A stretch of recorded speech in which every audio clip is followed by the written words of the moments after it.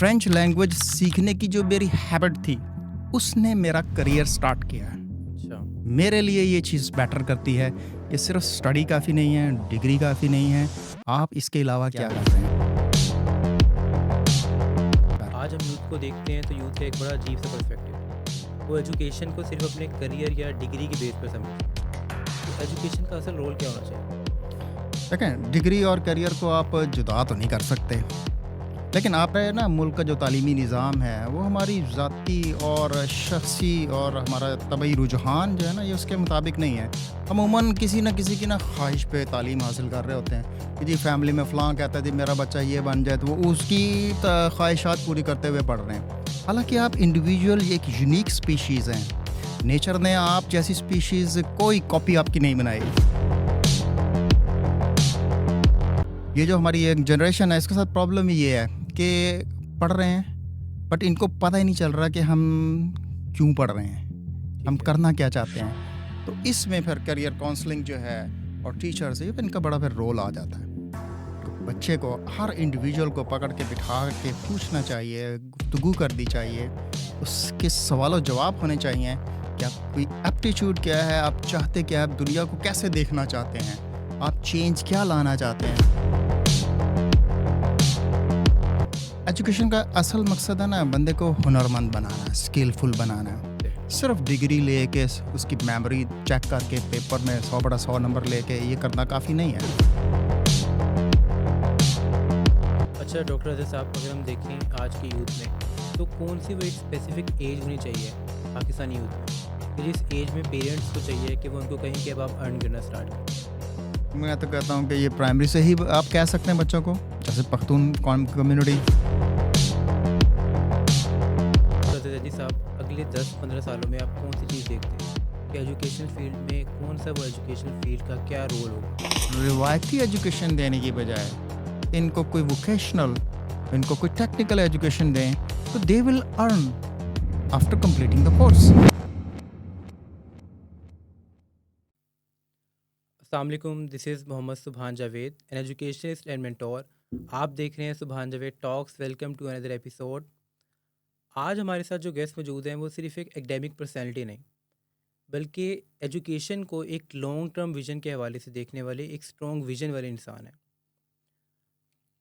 आज हमारे साथ जो पर्सनैलिटी मौजूद हैं वो एजुकेशन के फील्ड में 3 दिहाइयों से ज़्यादा का अरसा सफ़र तय कर चुके हैं, क्योंकि उनके बकौल इल्म की प्यास जिसे लग जाए वो कभी भी बुझती नहीं है।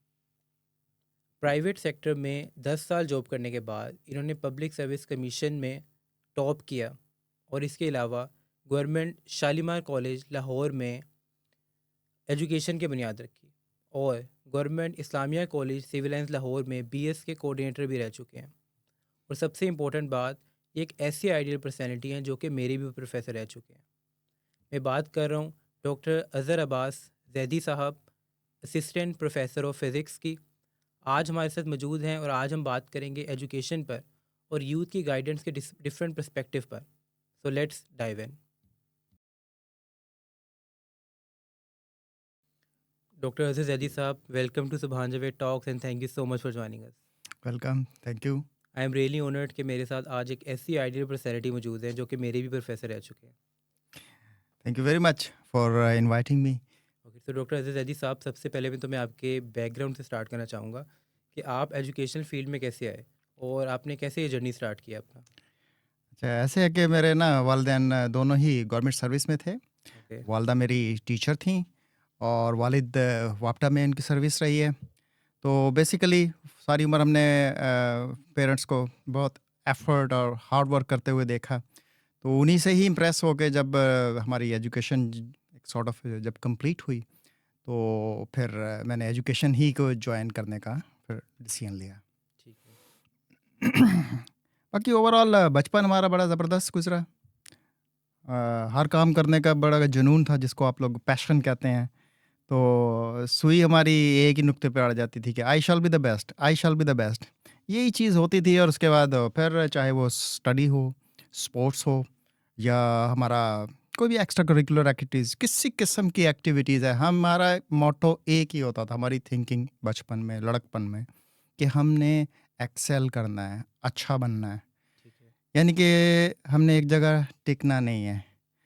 और आई वाज़ लकी कि मुझे खेलने के लिए प्लेग्राउंड्स मिले। नई नस्ल के साथ हमारा बस यही जो है कि मुझे अफ़सोस होता है ये देख के कि ये नस्ल, एक तो हमने इनको प्लेग्राउंड इनके लिए कम कर दिया है हुँ, और इनका प्लेग्राउंड में जाने का शौक भी कम कर दिया है। बिल्कुल ठीक कह रहे ये हैं। बहुत चीज़ें एजुकेशन में ये चीज़ मैटर करती है, प्लेग्राउंड में कि आपने कितना टाइम गुज़ारा। तो बेसिकली वालदा से जो है इन्फ्लुएंस होके, उन्हीं से इंस्पिरेशन लेके फिर मैंने ये जॉइन किया। ठीक है, तो सर आपने कैसे एजुकेशनल फ़ील्ड में आप आए? तो आपने कैसे जॉइन किया? मतलब आप कैसे अपनी आपने educational government public service commission apply किया और आप कैसे एक एसोसिएट प्रोफ़ेसर बने? ऐसे है कि बड़ा लंबा जर्नी है और इसमें एजुकेशन से रिलेटेड, एजुकेशन के अलावा जो मेरी जो एक्स्ट्रा करिकुलर एक्टिविटीज़ थी, उनकी वजह से मैं अपने इस पीक पर यहाँ पे मैं पहुँचा हूँ। माशाल्लाह, हमारे हिसाब से हम इसको पीक ही कहेंगे कि हमारे जो वालिदैन ने हमें जिस जगह लाने की कोशिश की, तो उसमें हमने बेहतरीन काम किया। अभी बहुत सारा सफ़र बाकी है। तो ऐसे है कि ना, जैसे मैं मैट्रिक में था, तो उस वक़्त जो भाईजान के, हमारे जो बड़े भाई हैं, उनकी जो कुछ किताबें मैंने घर में देखी, मुख्तलिफ़ ज़ुबानों की, तो मुझे बड़ी हैरानी हुई कि ये क्या कर रहे हैं। तो सबसे पहले मेरे पास है ना कोई अरबिक, उर्दू, अरबी बोलचाल, अरबिक की किताब हाथ लगी। अच्छा। उससे मैंने अरबी सीखी, तो बड़ा अच्छा हो गया कि 9th-10th में हमारे कॉन्सेप्ट्स क्लियर हो गए। हुँ, फिर उनकी एक किताब थी जर्मन लैंग्वेज की, तो हम उर्दू मीडियम के लोग, अब जितनी का हमें इंग्लिश आ सकती थी, तो वो किताब इंग्लिश में थी, हमने जर्मन सीखने की कोशिश की, तो जल्द ही मैंने उसको छोड़ दिया। फिर उसके बाद उनकी तीसरी किताब मुझे हाथ लगी, फ़्रेंच की, तो फ़्रेंच में मुझे दिलचस्पी हुई अच्छा, और मैं फिर फ़्रेंच में मैंने काफ़ी काम किया। तो पूरी अपनी एफएससी के दौरान उस किताब से हमने पूरे के पूरे थ्रू इंग्लिश वो चीज़ सीखी, सिर्फ़ किताब से, अच्छा, विदाउट एनी टीचर। और ये सिर्फ़ और सिर्फ़ इस बुनियाद पर पॉसिबल हुआ कि आई वाज़ लकी कि मेरे ना मैट्रिक के उर्दू मीडियम के जो इंग्लिश के जो टीचर थे, मतलब अजमल ख़ान साहब मरहूम, अ, उन्होंने हमारे इंग्लिश लैंग्वेज, हमारा ग्रामर, वोकैबुलरी, ये चीज़ें बहुत ज़बरदस्त कर दी थी। ओके, तो ये हमारा शौक़ हुआ फ़्रेंच सीखने का, हो गई। एफ़ए किया, बीए किया, एमएससी में पहुंच गए, गवर्नमेंट कॉलेज लाहौर में एडमिशन हो गया, एमएससी भी कंप्लीट हो गई। अब जॉब ढूँढने की बारी आई, ठीक तो है, मैं वापस चला गया अपने शहर। तो अप्लाई किया हुआ था लाहौर में मैंने, John McDonald High School, Lower Mall पे। ओके, तो प्रिंसिपल साहब का एक दिन कॉल आया कि जी जैदी साहब, आपने अप्लाई किया हुआ है, आप इधर काम करना चाहेंगे? मैं कहा श्योर सर। उनका और क्या क्या आपकी एक्टिविटीज़ हैं? तो मैंने सरे राहे बता दिया कि जी मुझे ज़रा फ्रेंच में दिलचस्पी है। अच्छा, वो बड़े हैरान हुए, उन्होंने कहा रियली? उन्होंने कहा जी, उन्होंने कहा मेरे से फ्रेंच में बात करें। 2-4 हमने जुमले एक्सचेंज किए, तो ही वाज़ वेरी हैप्पी। उन्होंने कहा जी बिल्कुल आप आएँ, 1 जून से आप इधर हमारे साथ जॉइन करें और यू आर वेलकम। ओके, तो एक्चुअली वो दिलशाद नजमुद्दीन साहब जो हैं, वो पाकिस्तान के ट्यूनिस में सफ़ीर रहे हैं और उनको ये चीज़ से पता थी। तो मुझे ये कहना चाह रहा हूँ मैं कि फ़्रेंच लैंग्वेज सीखने की जो मेरी हैबिट थी, उसने मेरा करियर स्टार्ट किया। अच्छा, मेरे लिए ये चीज़ मैटर करती है कि सिर्फ स्टडी काफ़ी नहीं है, डिग्री काफ़ी नहीं है, आप इसके अलावा क्या कर रहे हैं। तो वो एक फ्रेंच लैंग्वेज की बेसिक नॉलेज जो है, वो मेरा करियर स्टार्ट कर रही है। अगरचे वो जॉब जो थी वो मेरी बहुत हाईली पेइंग नहीं थी, वेरी नॉमिनल सैलरी, लेकिन वो इतनी इम्पोर्टेंट थी कि उसी 2000 पर मंथ सैलरी के ऊपर मुझे 3 मंथ्स की जब जॉब मेरी हो गई थी, मैंने डीपीएस साहिवाल अप्लाई किया। तो अच्छा, वहाँ पे जो इंटरव्यू में मेरे से पहला सवाल जो पूछा गया कि do you have any teaching experience? मैंने कहा यस, 3 मंथ्स। उन्होंने कहा yes, you are selected. Okay, that means के रिमेनिंग 39 कैंडिडेट्स जो थे मेरे उस वक़्त, उनका, वो भी मेरी तरह फ्रेश ग्रेजुएट थे, तो उनके पास वो एक्सपीरियंस नहीं एक्सपीरियंस था। नहीं था, ओके, इतना मैटर करता है जस्ट कहाँ फ्रेंच सीख रहे हैं, कहाँ एक जॉब कर रहे हैं, और 2 मंथ की जॉब के बाद डीपीएस की जॉब ने फिर हमें बहुत ज़्यादा पॉलिश किया। हमारे जो प्रिंसिपल कर्नल आरिफ चौहान साहब, उन्होंने कमाल कर दिया। अच्छा, बुरे तो हमें बहुत लगते थे, डिसिप्लिन हमेशा बुरा लगता है, लेकिन उन चीज़ों ने हमें स्ट्रीमलाइन कर दिया। वो चीज़ अभी भी हमारे अंदर मौजूद है और हम इसको अपनी नेक्स्ट जनरेशन जो है उसमें कन्वे करते हैं। मिसाल के तौर पर जैसे हमारा आज का टॉपिक है एजुकेशन का, तो हम टीचर्स हैं, हम बच्चे को समझाना चाह रहे हैं। हम एक उर्दू स्पीकिंग कंट्री को बिलोंग कर रहे हैं और एक डिफरेंट लैंग्वेज हम पढ़ाना चाह रहे हैं। ये तो मुआवजे वाली बात ही है। तो हम क्या करते हैं देसी लोग, हम तर्जमा करते हैं अपने माइंड में और तर्जमा करके ना ट्रांसलेट करके बोलने की कोशिश करते हैं। दैट इज़ वाई वी ठीक है। Slow down. और दूसरे लोग जो हैं जो प्योरली इंग्लिश मीडियम के हैं, वो फ़र्क एक पड़ जाता है। तो हमारे एग्जैक्टली। प्रिंसिपल ने हमें ये समझाया था, हमारे तमाम स्टाफ को, कि देखें आपने बच्चे को ट्रांसलेट नहीं करना, you talk directly in English whatever you want to say. Don't translate कि जी ये कुर्सी होती है, this is chair. No, straight this is chair. उनको जहन में ही स्टूडेंट के और टीचर्स के, जी मतलब आप एक लैंग्वेज को बराह रास्त जब आप ट्रांसलेट करेंगे अपने माइंड में, तो your mind will slow down and it will be exhausted soon. तो बराह रास्त एक चीज़ें सिखाएं, ये एक चीज़ है। तो उसके बाद डिसिप्लिन है, कैसे रहना है सर्दी में गर्मी में, ड्रेसिंग कैसे करनी है, तो हम चीज़ें बहुत बेहतर हो गया। तो हमारी DPS की जो मेरी सर्विस थी, उसने फिर मेरी बुनियाद बनाई मेरी पब्लिक सर्विस कमीशन में। जब मेरी बारी आई 2005 के अंदर लेक्चरशिप, तो पंजाब मैंने टॉप किया। तो ओके। मैं बड़ा हैरान हुआ कि ये कैसे हो गया। तो this was all the effort induced by the principal colonel Arif Chauhan in us. और ये चीज़ें जो है ना, जो एक दफ़ा आप इन्वेस्ट कर देते हैं किसी की पर्सनैलिटी में, वो ख़त्म नहीं होती हैं, वो चलती रहती है, रोशनी बढ़ती रहती है। तो मीन इस डिसिप्लिन की वजह से आज आप यहाँ तक पहुँचे। बिल्कुल, बिल्कुल डिसिप्लिन है। और एक चीज़ है कि आपको फ़ोकस बहुत होना, आपको क्लियर होना पड़ता है कि आप चाहते क्या हैं।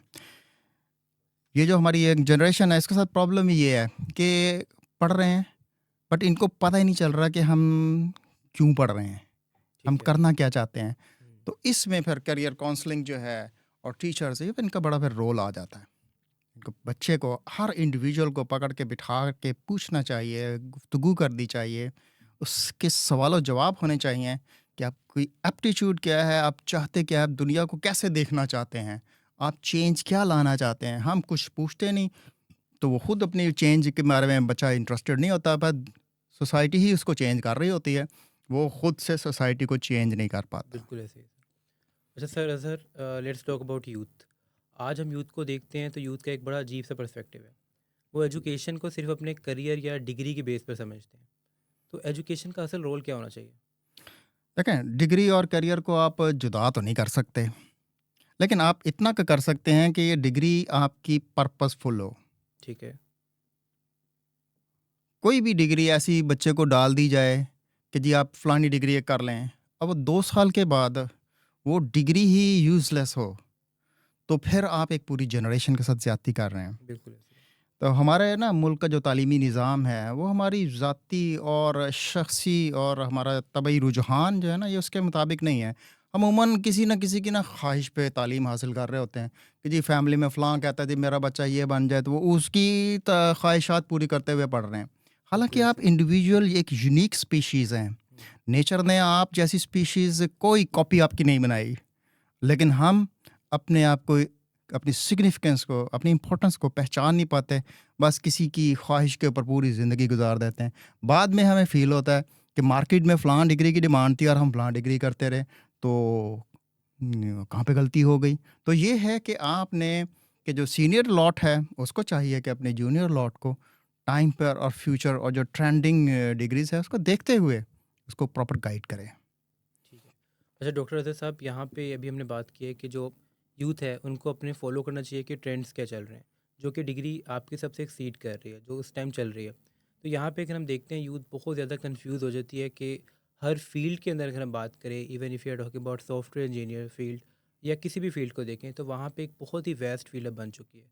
उसकी बहुत सी ब्रांचेस बन चुकी है। तो अब कैसे जो हमारी यूथ है वो कैसे इस चीज़ को डिसाइड कर सकती है कि हम किस फील्ड में जाएँ, क्योंकि यूथ बहुत ज़्यादा कंफ्यूज हो चुकी है। देखें, इसके लिए जो है, सरकार के लेवल पे करने वाले काम हैं। सरकार बच्चों से ज़्यादा बेहतर समझती है कि फ्यूचर ट्रेंड किसका है। उसका प्लानिंग एंड डेवलपमेंट जो डिपार्टमेंट है, ये उसका काम है कि किस इंडस्ट्री को कितनी इन रिक्रूट्स की ज़रूरत है, कितने इंटर्न्स की ज़रूरत है।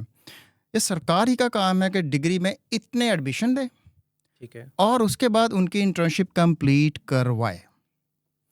अगर आप उनकी इंटर्नशिप नहीं कर रहे तो आप उनको ग्रेजुएट करके मार्केट में डाल रहे हैं, तो वो जस्ट लाइक स्ट्रे पीपल, वो जो है अपना रास्ता खो बैठेंगे। बिल्कुल स्किलफुल नहीं सरकार होंगे। सरकार का काम है कि आपने इनको सिर्फ एडमिशन नहीं देना, आपने ग्रेजुएशन कंप्लीट करवाने के बाद इनको इंटर्नशिप के ज़रिए किसी न किसी सिस्टम में इंक्लूड करना है। ठीक है। तो इसको ओन करना है। सरकार अपनी पॉपुलेशन को ओन नहीं कर रही। सरकार क्या करेगी? अब कहेंगे हर काम सरकार पे ना डालो। ठीक है, सरकार के साथ प्राइवेट भी तो है। पब्लिक प्राइवेट पार्टनरशिप जो है उसको ऐसा होना चाहिए कि किसी भी ग्रेजुएट को आप जो है ज़ाया ना होने दें, उसको कहीं इंक्लूड करें। इंटर्नशिप है, इंटर्नशिप इंटर्नशिप। जी। ठीक है। अच्छा डॉक्टर अज़र ज़ैदी साहब, जो यूथ है वो बहुत ज़्यादा स्ट्रेसफुल है आज की, बहुत ज़्यादा डिप्रेस है। हम देखते हैं कि मोस्ट ऑफ द टाइम उनका एजुकेशन सेक्टर में गुजरता है, और इसके अलावा जो उनके पास टाइम बचता है उसमें वो देखते हैं कि हमने फैमिली को टाइम देना है, हमने डिफरेंट जो अपनी करियर है उसके स्किल पर फोकस करना है। तो वो कैसे ये स्ट्रेस से कैसे बाहर निकल सकते हैं? देखें, आपने एक सवाल किया था कि एजुकेशन का मकसद क्या है। बिल्कुल। एजुकेशन का असल मकसद है ना, बंदे को हुनरमंद बनाना है, स्किलफुल बनाना है। एग्जैक्टली। सिर्फ डिग्री लेके उसकी मेमोरी चेक करके पेपर में 100 बड़ा 100 नंबर लेके ये करना काफ़ी नहीं है। मिसाल के तौर पर हमारा जो पाकिस्तान का जो निज़ाम तालीम है, ये ना ही हमें को फर्स्ट एड सिखा रहा है, ना ही हमें ड्राइविंग सिखा रहा है, किसी किस्म की गाड़ी को चलाना नहीं सिखा रहा। आपको प्राइवेटली दिल करे तो आप बाहर जाके सीखेंगे, नहीं तो ये कंपलसरी ड्राइविंग है, इस हर एक इंसान को आनी चाहिए। ना ये हमें स्विमिंग सिखा रहा है, ना हमें ये जो हॉर्स राइडिंग सिखा रहा है। मतलब ये इतने स्किल हैं कि जो कुछ नेशंस जो हैं जिन इन पर फोकस कर रहे हैं। I would like to cite Israel, कि वो अपने नौजवानों को 1 साल की लाजमी फ़ौजी तरबियत देते हैं। अच्छा। लाजमी फ़ौजी तरबियत देते हैं, जबकि पाकिस्तान जो है अपने यूथ को डिग्री के अलावा किसी किस्म की इंटर्नशिप देने को तैयार नहीं है, और ना ही इसकी कोई स्किल में इजाफा करने का। उसका जो है फर्स्ट एड उसको जो है आना चाहिए, उसको स्विमिंग और ये चीज़ें। इसके बाद है कि कुछ मैनर्स हैं जो इंतहाई लोअर लेवल पे स्टार्ट कर देने चाहिए। मतलब हमारा एजुकेशन सिस्टम ना हमें बस में, ट्रेन में, जहाज़ में उतरने और चढ़ने के हमें मैनर्स नहीं सिखा रहा, और ना ही ये हमें मुख्तलिफ जो हमारे प्रोफेशंस हैं, हर प्रोफेशन की रिस्पेक्ट करना नहीं सिखा रहा, सिर्फ ताकतवर की रिस्पेक्ट करना सिखा रहा है। इसमें है ना, बड़ी एक मज़े की बात है जो आपने भी सुनी होगी, I would like to quote, कि बच्चे जो है वहाँ से आके कहता है कि मामा कूड़े वाला आया है।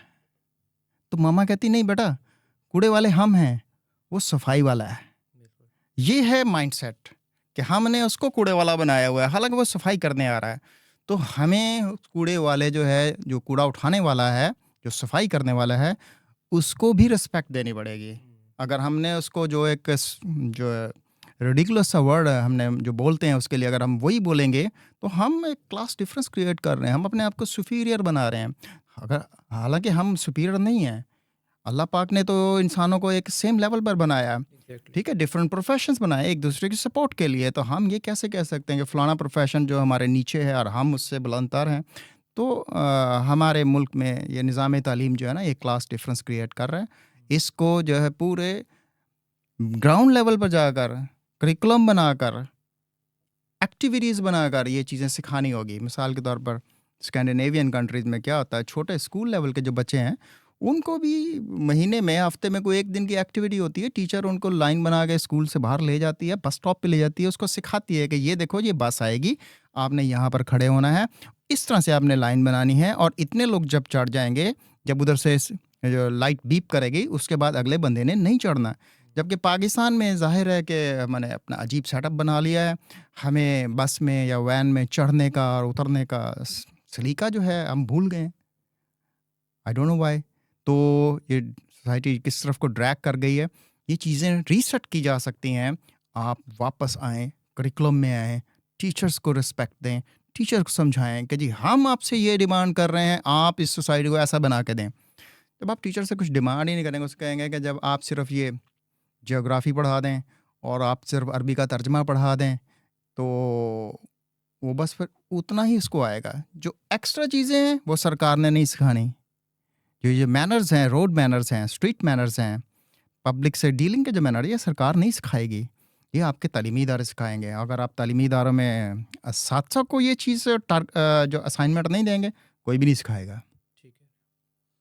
अच्छा डॉक्टर अजीज़ सैदी साहब, यूथ का अक्सर एक सवाल होता है कि हम बहुत कुछ स्टार्ट करते हैं, अगर हम एजुकेशन फील्ड की बात करें या डिफरेंट फील्ड की बात करें, लेकिन हम कंसिस्टेंसी को डेवलप नहीं कर पाते। तो आपके ख्याल में जो यूथ है वो कंसिस्टेंसी को किसने डेवलप कर सकती है? कंसिस्टेंसी जो है ना, ये चीज़ कि जब तक आपको उम्मीद है, ठीक है। आप कंसिस्टेंट रहेंगे। आपकी उम्मीद बरकरार रहनी चाहिए। यानी कि आपके अंदर कहीं ना कहीं मायूसी इंडक्ट होगी, हम्म, तो इन वो फैक्टर्स ढूंढने पड़ेंगे कि क्या चीज़ आपको मायूस कर रही है।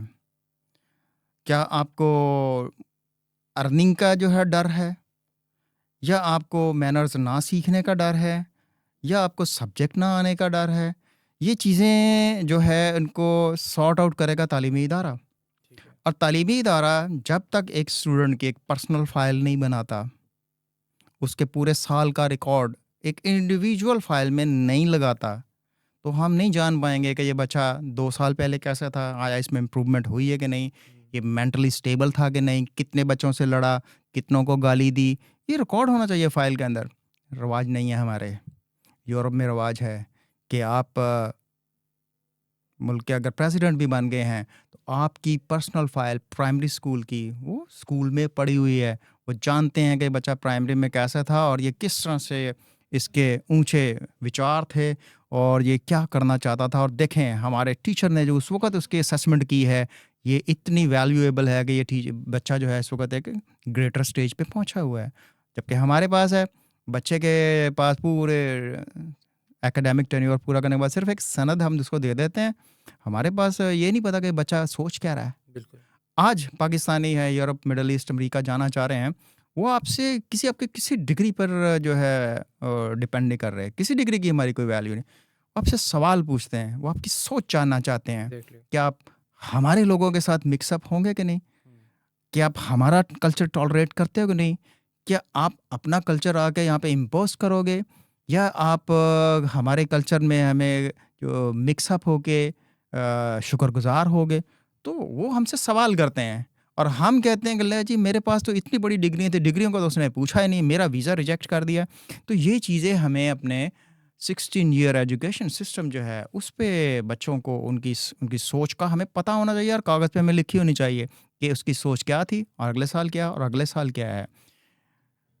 मिसाल के तौर पर हम क्या मजहबी तौर पर शिद्दत पसंद तो नहीं हैं? क्या हम मसलकी तौर पे शिद्दत पसंद तो नहीं हैं? क्या हम सियासी तौर पे शिद्दत पसंद तो नहीं हैं?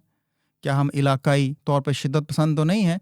अगर शिद्दत पसंद हैं तो आपके पास कोई पावर की रीज़न्स भी होनी चाहिए, कोई रेमेडी भी होनी चाहिए, कोई सॉल्यूशन भी होने चाहिए प्रॉब्लम्स के। अगर आपके पास नहीं है, तो फिर आपकी शिद्दत पसंदी ये इस मुआशरे के लिए फ़ायदेमंद नहीं है। बिल्कुल। अगर आप अपने सोच में, अपनी थॉट्स में, अपनी रिसर्चेज़ में शिद्दत पसंद हैं, तो आप सोसाइटी की बेहतरी के लिए काम करें। ठीक है। अदरवाइज़ जो है आपकी शिद्दत पसंदी, स्पेशली वेस्ट, जो कि अब हमसे एंटायरली क्लियरली बताना शुरू हो गया कि वो हमसे डिफरेंट सोच रखते हैं, तो हमें फिर उनकी सोच को समझना है, तब जाके हमें उनकी सोसाइटी में मर्ज होना है। वो हमारे पास नहीं आ रहे, हम उनके पास जा रहे हैं। हमें उनको समझना होगा और हमें हमारे टीचर्स वो समझाएंगे कि वो लोग क्या कहते हैं। जब हमारे टीचर्स को नहीं पता होगा कि यूरोप, अमेरिका और दूसरी नेशन, सुपीरियर नेशंस जो हैं, वो क्या सोच रही हैं, चाहती क्या हैं, वो हमें क्यों बुला रही हैं, हमें क्यों इमिग्रेशन दे रही हैं, जब तक हमारे टीचर्स, हमारे कंसल्टेंट, हमारे मेंटोर्स हमें नहीं बताएंगे, हम भागते रहेंगे उधर और अपने कंट्री को डीवैल्यू करते रहेंगे। बिल्कुल। ठीक है। अच्छा डॉक्टर अजीज़ अली साहब, आज यूथ के पास बहुत ही ज़्यादा एडवांस रिसोर्सेज अवेलेबल हैं। मिसाल के तौर पर हम आर्टिफिशियल इंटेलिजेंस को देखते हैं, चैट जीपीटी को देखते हैं। तो ये सारे प्लेटफॉर्म्स को वो अपनी लर्निंग के लिए और डेवलपमेंट के लिए कैसे यूज़ कर सकते हैं? हाँ, इस पर मुझे एक बात याद आई कि जब हमारा ना पीएचडी में हम रजिस्ट्रेशन हुआ, काफ़ी सारे हम 30 की क्लास थी, यूईटी अच्छा। की हिस्ट्री में ना सबसे ज़्यादा उस वक्त रजिस्ट्रेशन हुई। अच्छा। कोर्स वर्क कंप्लीट हो गया, रिसर्च के टॉपिक स्लॉट हुए, तो नए नए हम लोग रिसर्च कर रहे हैं।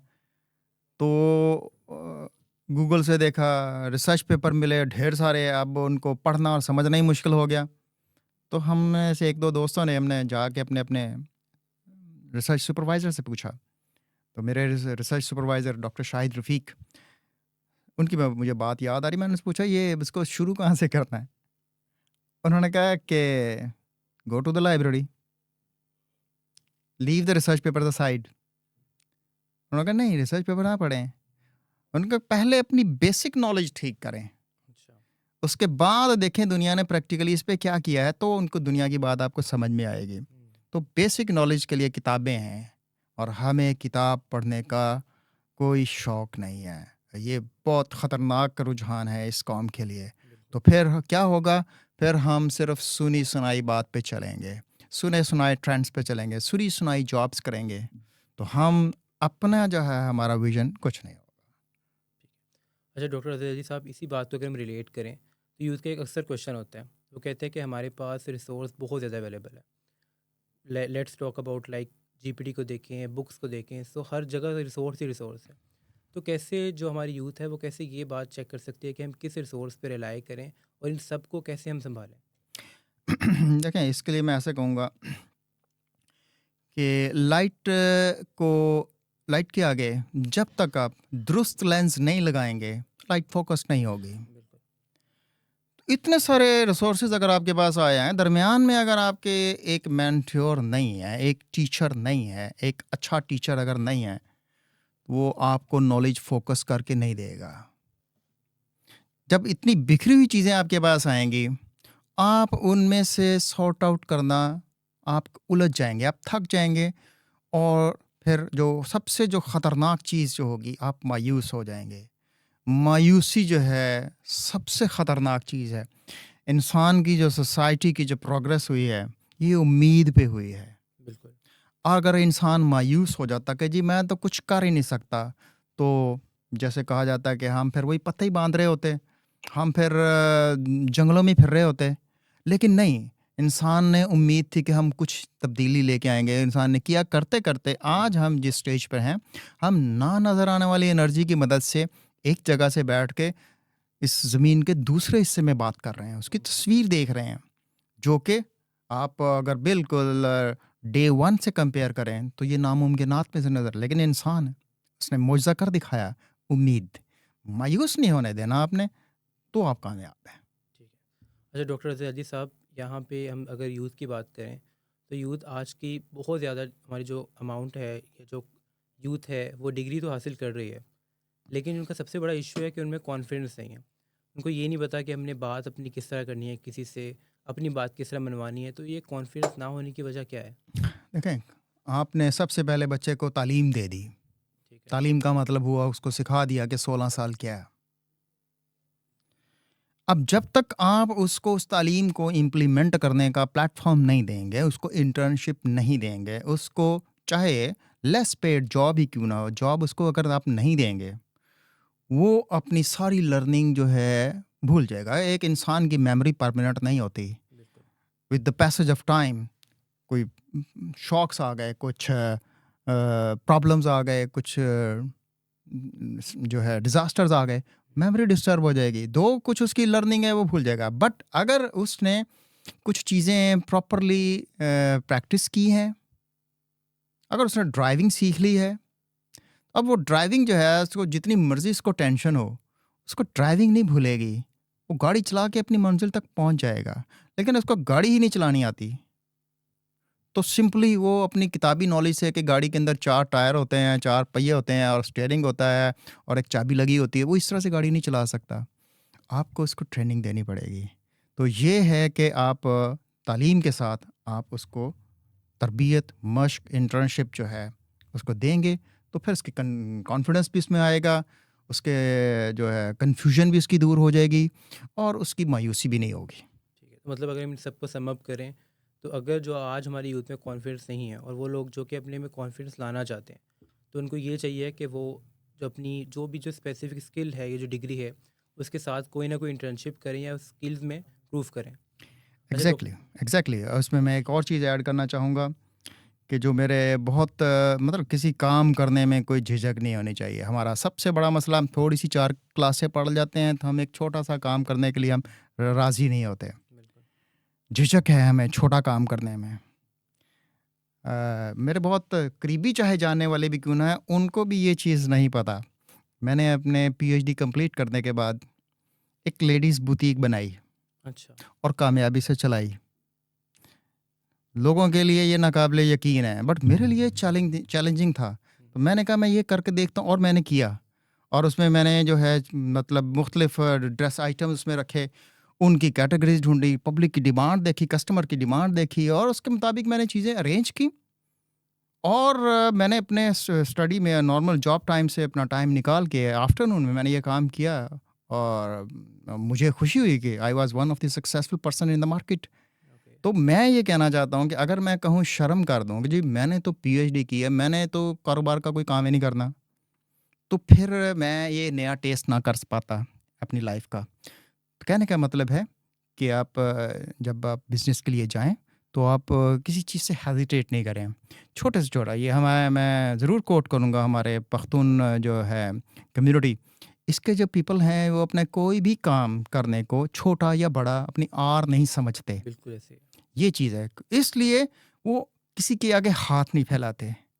हमारी सोसाइटी में मुख्तलिफ 4 कम से कम कौमियतें अगर हम मान लें 4 सूबों के हिसाब से, तो हम देख लें कि एक कौमियत ऐसी है जो हाथ नहीं फैला रही। They are Pakhtuns. बिल्कुल। वजह यह है कि उनके पेरेंट्स ने उनको काम करते हुए अपने आप को दिखाया। बच्चों ने पेरेंट्स को काम करते हुए देखा, और बहुत बहुत दिलेरी के साथ काम करते हुए देखा कारोबार। तो हर एक इंडिविजुअल को वो अपने कारोबार पे लगाते हैं। ठीक है, ख़वातीन उनके घर में बैठे, लेकिन उनके ख़वातीन के पास भी ऐसी एम्ब्रॉयडरी का काम है, सिलाई कढ़ाई का उनका काम है, बड़ा यूनिक उनका काम है। शॉल हमारी नॉर्दर्न एरियाज़ की जो बनाई हुई होती हैं, कैप्स बनाती हैं वो ख़वातीन घरों में बैठ के, वो उनको स्किल देते हैं। जबकि हमारे पास जो हमारा प्लेन एरिया है, नीचे मैदानी इलाके जो हैं, वहाँ पर हम अपनी यूथ को, अपनी उनके फीमेल काउंटर पार्ट्स जो हैं, उनको इतना स्किलफुल बनाने के लिए हमारे कोई प्लान नहीं है। बच्ची ने कोई स्किल सीख लिया, वेल एंड गुड। नहीं सीखा तो इट्स ओके। नहीं, सीखें, सीखें। मेरा जो है ना अपना फ्रेंच सीखने से मेरा अपना करियर स्टार्ट हुआ। बिल्कुल आपने बताया। अच्छा, फ्रेंच के साथ ही मैंने एक और हरकत भी की। जब मैंने देखा कि ये जर्मन, फ्रेंच और अरेबिक मेरे भाई को आती है, तो मेरे ज़हन में था कि मैं कुछ यूनिक करूं। मैंने फिर चौथी एक लैंग्वेज उस पे हाथ डाला, रशियन। अच्छा। रशियन बहुत मुश्किल ज़बान है एंटायरली। उसके लिए पहले अपने पूरे माइंड से आपको अपनी एबीसी जो है डिलीट करनी पड़ती है सारी। को हमें पता है कि बी के लिए क्या सिंबल है, पी के लिए क्या सिंबल है, आर के लिए क्या सिंबल है, क्या आवाज़ है उसकी। तो रशियन में ज़रा डिफरेंट है, लेकिन ज़िद थी, पैशन था कि एक नई चीज़ सीखनी है, तो वो मैंने रशियन सीखी। और मैं हैरान हूँ कि मैं ये हरकत क्यों कर रहा हूँ। एफएससी में मैं सीखता रहा रशियन, बीएससी तक मैं रट्टे मार रहा हूँ, प्रैक्टिस कर रहा हूँ, एमएससी में मैं कर रहा हूँ। मुझे समझ नहीं आ रही मैं ऐसे क्यों कर रहा हूँ। एमएससी के बाद मैं जॉब पे आया, जॉब के 2 साल के बाद मैं रशिया चला गया। अच्छा। और वो जो रशियन मैं पिछले 6 साल से रट्टे लगा रहा था, वो मैं वहाँ पर 1 महीना मैं रहा, तो वो सारी जो मैंने लैंग्वेज सीखी थी वो उस वक़्त मेरे काम आई। बिल्कुल। यानी कि वो मेरी एक एक्स्ट्रा करिकुलर एक्टिविटीज़ है, उसने मुझे उस दिन पे किया है। वरना जिस दिन मैं मॉस्को उतरा, तो मुझे जो है नेक्स्ट स्टेप जो है वहाँ पे दूसरे एयरपोर्ट पे जाना था, वहाँ से नई टिकट लेनी थी, फिर फ्लाई करना था। मुझे उनका प्रोसेस नहीं समझ आ रहा था कि वो सब के सब रशियन बोल रहे थे। तो मैं सोच रहा था कि मैं अंग्रेज़ी से काम चला लूँगा, बड़ी मुझे अंग्रेज़ी आती। लेकिन वो जो कंट्री एंटायरली डिफरेंट, उनको अंग्रेज़ी की ज़रूरत नहीं है। वो पूरे मुल्क में अंग्रेज़ी सिर्फ़ और सिर्फ़ वो इंटरनेशनल एयरपोर्ट जो था श्री मित्वा दुआ, सिर्फ़ वहीं पे ही बोली जा रही थी। उसके बाद बाहर एयरपोर्ट्स बाद किसी को नहीं आती, ज़रूरत ही कोई नहीं है। तो एक लैंग्वेज जो सीखी हुई थी, वो मेरे काम आई। ये चीज़ है कि आप अपने रूटीन में कामों से जब थक जाते हैं, तो आपको अपने पर्सनल लाइफ़ के लिए, कुछ अपने लिए भी आपको टाइम निकालना पड़ता है। तो पाकिस्तान के चाहे शुमाली इलाका जात हों, चाहे आप नीचे बलूचिस्तान चले जाएँ, चाहे संगलाख पहाड़ हों, वहाँ पर जब आप एक विज़िट कर लेते हैं, तो आपका माइंड फ्रेश हो जाता है। फिर वापस आप नए जोश और जज़्बे के साथ काम करते हैं। एग्ज़ैक्टली। जबकि हम अगर 365 दिन ही काम करते रहें, तो फिर हमारी एफिशिएंसी वो नहीं रहती। तो हमें आउटिंग की कोई शौक नहीं है। बाकी पाकिस्तान के अलावा पूरी दुनिया आउटिंग का टाइम निकालती है। तो जैसे मैं कह रहा था, हमारे जो निज़ाम तालीम जो है, ये हमें इन एक्स्ट्रा एक्टिविटीज़ में कोई ना कोई गाइडलाइन दे रहा है, ना एनकरेज कर रहा है, ना इसकी कोई जो है वेटेज इसके अंदर है। बाकी जो है तालीमी निज़ाम वो इसको अप्रिशिएट करते हैं। कैंपिंग के लिए लेके जाते हैं स्टूडेंट्स को, कैंप लगाना सिखाते हैं, टेंट लगाना सिखाते हैं। जबकि हमें तो एक नॉट लगानी नहीं आती, तो हम जो है टेंटिंग कैसे करेंगे, कैंपिंग कैसे करेंगे। बिल्कुल ऐसे ही। हमें लकड़ियों से आग जलाना नहीं आती, अगर कहीं अगर हम बॉनफायर के लिए चले जाएँ, हमें समझ नहीं आएगा अब क्या करें। तो ये चीज़ें अपनी स्टूडेंट लाइफ में वो उनको सिखा देते हैं। आग जलानी भी नहीं आती और हमें फिर आग बुझानी भी नहीं आती। ये बहुत बड़ा, अभी हमें रिसेंटली हमारे आई थिंक क्रिसेंट कॉलेज के ही थे शायद, एक उस्ताद थे, लेक्चर के दौरान ही उनको हार्ट को अरेस्ट हुआ और वो गिरे, तो कोई इनको सीआरपी ना कर सका, रेस्क्यू ना कर सका, आती नहीं किसी को, कोई फर्स्ट एड नहीं दे सकता। सबकी आंखों के सामने वो उस्ताद इस दुनिया से चला गया, बिल्कुल ऐसे ही। सबकी आंखों के सामने। ये बता रहा है कि हमारा एजुकेशन सिस्टम कितना हेल्पलेस है। तो मीन्स टू से हमें जो हमारी यूथ है उनको स्किल्स पे फोकस करना चाहिए, बगैर ये सोचे समझे कि ये मेरे वैल्यूएबल है या नहीं है, क्योंकि अगर आप कोई भी स्किल लेते हैं तो कभी ना कभी लाइफ में वो आपको पे बैक करेगी। एग्जैक्टली। अच्छा डॉक्टर अजहर साहब, आज की अगर हम पेरेंटिंग देखें as compared to the past, तो वो काफ़ी डिफरेंट है। आज की जो पेरेंटिंग है वो सब कुछ प्रोवाइड करके देती है अपने बच्चों को, और इसी वजह से जितनी भी जो हमारी यूथ है वो टोटली पेरेंट्स से डिपेंडेंट है। If we talk about their age, तो 25 ईयर्स, 27 ईयर्स, इवन 30 ईयर्स तक भी वो टोटली पेरेंट्स के डिपेंडेंट होते हैं। तो क्या रीज़न है ऐसी? ये बिल्कुल जो है हमारे, हम बच्चों से मोहब्बत में आकर उनका फ्यूचर तबाह कर रहे होते हैं पेरेंट्स। यानी कि आपने कहा कि मेरे बच्चे को ना गर्मी लगे ना सर्दी लगे, इसको प्रॉब्लम्स ना हो, हम इसके लिए सारी सहूलियात मुहैया करेंगे। तो अभी रिसेंटली मैंने एक न्यूज़ देखी कि जैकी चैन, अच्छा खासा अमीर बंदा है, उसने अपने बच्चे को $1 नहीं दिया। अब बच्चे को उसने ये कहा कि देखो, ये ट्रू है कि तुम जैकी चैन के बच्चे हो, लेकिन अगर तुम इतने ही कमाल के बंदे हो तो जाओ खुद कमा के दिखाओ जैकी चैन जितना। यानी कि बच्चे को हौसला दिया जा रहा है कि आप भी कर सकते हैं। जब जैकी चैन जीरो से ऊपर गया है, तो जैकी चैन का बच्चा क्यों नहीं जा सकता। तो इसका मतलब है कि आपने, ठीक है, एक हाथ से बच्चे को पकड़ के रखें, लेकिन दूसरा हाथ छोड़ भी दें, उसको स्किल भी दें और उसको गाइड भी करें कि आप किस डायरेक्शन में चलो और जाके कुछ कमाओ, मिस्टेक्स करो, ब्लंडर करो, उसके बाद रिकवर करो, मायूस नहीं होना, रिकवरी करो, और फिर एनर्जी जो है सम अप करो, स्मेयर अप करो, और दोबारा बेहतरीन तरीके से काम करो, कामयाब हो। ये चीज़ हम नहीं सिखाते हैं। बस हमें डर है कि हमारा बच्चा जो है उसको कोई तकलीफ़ ना पहुँचे। देखें, तकलीफ़ के बगैर आप कोई भी चीज़ नहीं गेन कर सकते। ठीक है। अच्छा डॉक्टर अजहर साहब, अगर हम देखें आज के यूथ में, तो कौन सी वो एक स्पेसिफिक एज होनी चाहिए पाकिस्तानी यूथ में, कि जिस एज में पेरेंट्स को चाहिए कि वो उनको कहें कि अब आप अर्न करना स्टार्ट करें? मैं तो कहता हूँ कि ये प्राइमरी से ही आप कह सकते हैं बच्चों को। जैसे पख्तून कम्युनिटी शुरू से ही उनको कह देती है, लेकिन है कि कम से कम बाकी जो है हमारी मैट्रिक के बाद कुछ महीने बच्चे के पास फ्री होते हैं। इस दौरान फिर उसको चाहिए कि बच्चे को कोई ना कोई हल्का-फुल्का कोई कारोबार कराए, कोई छोटी चीज़ बेचना सिखाए, ठीक है। कोई एक जो मफलर बेचना सिखाए, कोई एक पेन बेचना सिखाए, खड़ा हो जाए मार्केट में किसी भी तरीके के साथ कन्विंस करे, और वहाँ पर जब उस अपनी ईगो को क्रश कर देगा, जब वो कहेगा कि मैं क्यों जी बेचूँ, मैं क्यों बाज़ार में खड़ा हूँ, जब वो इसकी ईगो को ख़त्म कर देगा ना, तो फिर उसके बाद फिर अगला स्टेप है कि उसमें क्वालिटी आएगी। उसको समझ आएगा कि लोग अगर उसकी इस ऑफ़र को, कि चीज़ का आइटम को सेल करने की जो है, उसकी जो रिक्वेस्ट है, जो आवाज़ वो लगा रहा है, लोग उसको अगर रिजेक्ट कर रहे हैं, तो उसको अपनी सारी स्ट्रैटेजी चेंज करनी पड़ेगी। ठीक तो अब वो जब वो अच्छी तरह बेच लेगा, तो बेहतरीन काम हो जाएगा। तो मैट्रिक के बाद उसको ज़रूर किसी न किसी स्किल में इसमें डालना चाहिए, बिज़नेस में डालना, किसी न किसी सेल के अंदर डालना चाहिए। अच्छा डॉक्टर अजहर अली साहब, अगले 10-15 सालों में आप कौन सी चीज़ देखते हैं कि एजुकेशनल फील्ड में कौन सा वो एजुकेशनल फील्ड का क्या रोल होगा? देखें पाकिस्तान एक गरीब मुल्क नहीं है। इसके निज़ाम तालीम में हैं कुछ फ्लॉज़ जिसको ना चेक नहीं किया जा रहा। हमारा निज़ाम तालीम जो है इसको ठीक करना बहुत ज़रूरी है। उसके बगैर हम कुछ नहीं कह सकते कि हम 5 साल के बाद कहाँ पे होंगे, 10 साल बाद कहाँ पे होंगे। अगर हमारा इस वक़्त कोई एस्टेब्लिश निज़ाम हो तो हम उसकी बुनियाद पे कोई अपनी असेसमेंट करेंगे। और अगर मैं कहूँगा नहीं ये निज़ाम अच्छा है और ठीक है, चल रहा है, तो फिर इस मौजूदा निज़ाम के बाद मैं तो यही कहूँगा कि बच्चे के पास डिग्री आ रही है, लाखों लोग सालाना ग्रेजुएशन कर रहे हैं, फैक्ट्रीज़ बंद हो रही हैं, जॉब्स ख़त्म हो रही हैं, बेरोज़गार ग्रेजुएट्स मार्केट में मौजूद हैं। तो मेरा तो तालीमी निज़ाम मुझे यही असेसमेंट कर रहा है, यही स्टैटिस्टिक्स बता रहे हैं।